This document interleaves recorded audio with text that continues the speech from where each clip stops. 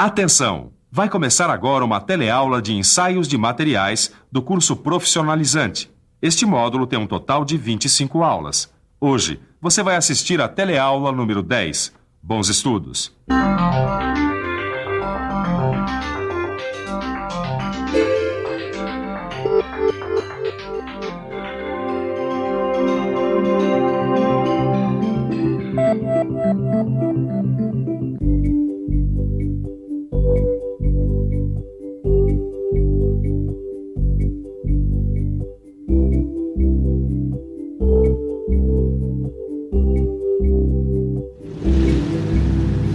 Você já reparou como muitas vezes no nosso dia a dia a gente precisa usar o esforço de torção?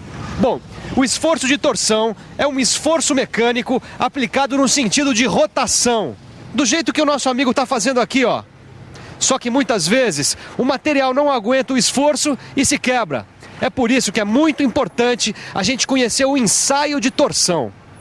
Na teleaula de hoje, você vai conhecer o tipo de força que provoca a torção, vai conhecer o momento torsor, vai ver também como é feito o ensaio de torção e conhecer suas fraturas mais comuns.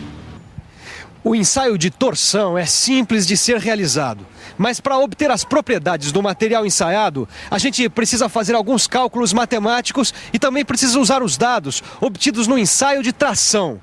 Fique ligado, porque a nossa teleaula está começando.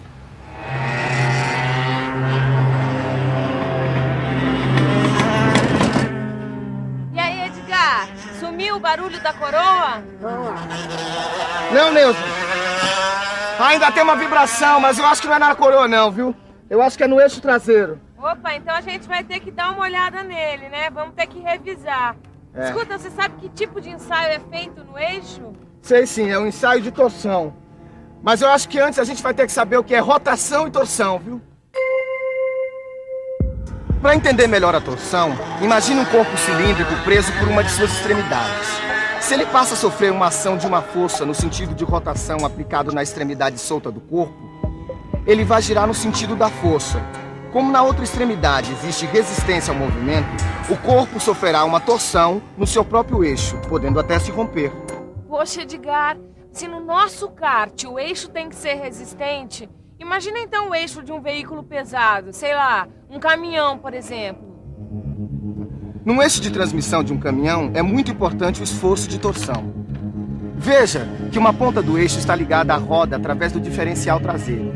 A outra ponta está ligada ao motor por intermédio da caixa de câmbio. O motor transmite uma força de rotação de uma extremidade à outra. As rodas oferecem resistência ao movimento, mas a força do motor é maior que a força de resistência da roda. Por isso, o eixo tende a girar e a movimentar a roda.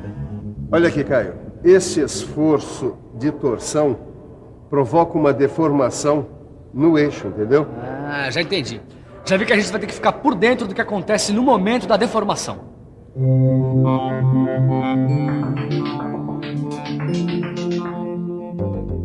No momento da deformação elástica, a letra D é o diâmetro do eixo e L seu comprimento.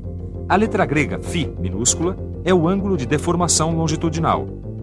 A letra grega θ minúscula é o ângulo de torção, medido na seção transversal do eixo. E no lugar da força de rotação, a gente vê um elemento novo, o MT, que representa o momento torsor. Vamos fazer uma experiência para entender melhor o momento torsor. Vamos ver se alguém consegue desatarrachar o parafuso da roda usando essa chave de braço curto. Amigo, por favor, tenta afrouxar o parafuso.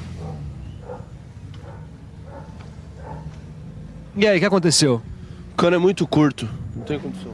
Então, prolonga o braço usando esse cano aqui, vê o que acontece. E agora? Ficou bem mais fácil. Pois é, deu para perceber que prolongando o comprimento do braço fica muito mais fácil desatarrachar o parafuso. O momento de uma força é justamente isso. Ele não depende só da força aplicada, mas também da distância do ponto de aplicação. E o aumento da distância foi a principal responsável pelo afrouxamento do parafuso. Momento da força é igual a F maiúscula, que é a intensidade da força, vezes L maiúscula, que é a distância do ponto de aplicação ao eixo do corpo sobre o qual a força está sendo aplicada. De acordo com o Sistema Internacional de Unidades, a unidade do momento é o newtonmetro. E quando se trata de esforço de torção, momento de torção ou momento torsor, é também chamado de torque. Ah, torque. Foi exatamente isso que faltou no nosso motor na largada da última corrida, né, Ed? É mesmo, viu? Bom, agora a gente precisa ver as propriedades avaliadas no ensaio de torção. A partir do momento torsor, do ângulo de torção, a gente consegue um gráfico parecido com aquele do ensaio de tração, ó. É mesmo, Edgar. Aqui dá pra ver direitinho, olha. O limite de proporcionalidade, o escoamento, o momento de ruptura e o momento máximo. Estas propriedades são determinadas do mesmo jeito que no ensaio de tração e têm a mesma importância, só que são relativas a esforços de torção. Quer dizer, na especificação dos materiais que serão submetidos aos esforços de torção, é necessário levar em conta que o máximo torque aplicado ao eixo tem que ser inferior ao momento torsor no limite de proporcionalidade. Muito bem, agora nós vamos ver o corpo de prova para ensaio de torção. O ensaio de torção é muito usado para verificar o comportamento de produtos acabados, como eixos de transmissão, barras de torção e partes do motor que possam sofrer o esforço da torção. Tá. E esse corpo de prova aqui? Ele é usado para verificar o comportamento do material. Olha só. Para melhor precisão do ensaio, são usados corpos de prova de seção circular cheia ou vazada, quer dizer, barras ou tubos. Corpos de prova como esse são fixados ao aparelho por meio de garras. E quando é que as dimensões do corpo de prova são padronizadas, hein, Silva? Quando esse ensaio é escolhido como critério de qualidade do material. Em situações especiais, como a verificação dos efeitos de vários tipos de tratamentos térmicos em aços, principalmente naqueles em que a superfície da peça ou do corpo é a mais atingida. Bom, acho que a gente já viu como é que deve ser um corpo de prova para esse ensaio, né? Não, senhor. Ainda falta conhecer algumas características desses corpos de prova. Pense um pouco. Vamos pensar um pouco. Deixa eu ver. O comprimento e o diâmetro do corpo de prova devem permitir as medições de momentos e ângulos de torção com precisão.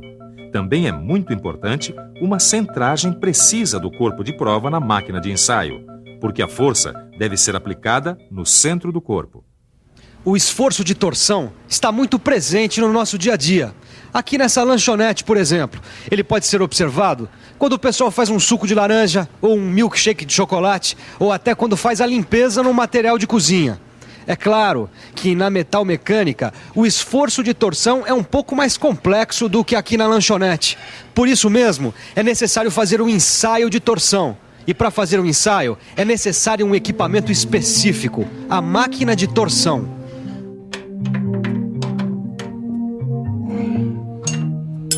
Pronto, Neuza. Garanto que esse eixo tem mais resistência ao esforço de torção do que o outro, viu? Ainda bem, né, Edgar? Mas sabe que a gente falou tanto do ensaio de torção que eu queria saber como ele é feito? Mas isso é muito fácil, Neuza. É só você ficar de olho no ensaio de torção.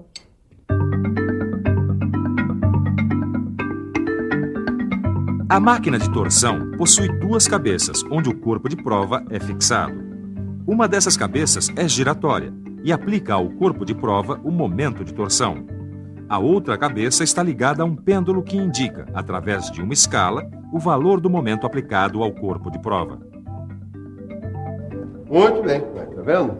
Ah, tá aí, Silva. Gostei desse ensaio. Então agora, Caio, eu vou te apresentar algumas fraturas típicas do ensaio de torção. Olha, eu achei que o corpo de prova quebrasse sempre do mesmo jeito. Não. O aspecto da fratura depende do material do corpo de prova. Se o material for dúctil, a fratura deverá ser de um tipo. E se o material for frágil, então a fratura será de outro tipo. Tá. Os corpos de provas de materiais dúcteis apresentam uma fratura segundo um plano perpendicular ao seu eixo longitudinal. Esse é um material frágil e a fratura se dá segundo uma superfície não plana, mas que corta o eixo longitudinal segundo uma linha que, projetada num plano paralelo ao eixo, forma um ângulo de aproximadamente 45 graus com o mesmo. Ela é chamada de fratura helicoidal. Muito bem, Caio, vamos ver se você realmente prestou atenção. Imagine que um corpo cilíndrico como esse está sob a ação de uma força de torção de 20 newtons, que está aplicada num ponto que está a 10 milímetros do centro da seção transversal. Tá. Pois muito bem. Eu quero que você calcule o torque que está agindo sobre este corpo. Acho que essa é fácil. É só aplicar a fórmula do momento de uma força. Vamos lá. Momento de uma força é igual a intensidade da força vezes a distância. Substituindo, temos 20 newtons vezes 10 milímetros, o que dá 200 newtons milímetros. Essa foi moleza. E vai ficar mais moleza ainda se você prestar atenção na revisão que está começando agora. Atenção, se liga aí que é hora da revisão. Na teleaula de hoje você conheceu a rotação e a torção. Conheceu também o momento torsor. Viu quais são as propriedades avaliadas no ensaio de torção. E conheceu o corpo de prova para ensaio de torção. Viu como é feito o ensaio de torção e, finalmente, conheceu algumas fraturas típicas provocadas por este ensaio. O Edgar está treinando largadas para não pisar na bola como na última corrida. Aliás, treinar é a melhor maneira que a gente tem para aprender. Aproveite, dê uma olhada no seu livro, resolva os exercícios. É o melhor treinamento para o seu conhecimento. Tchau!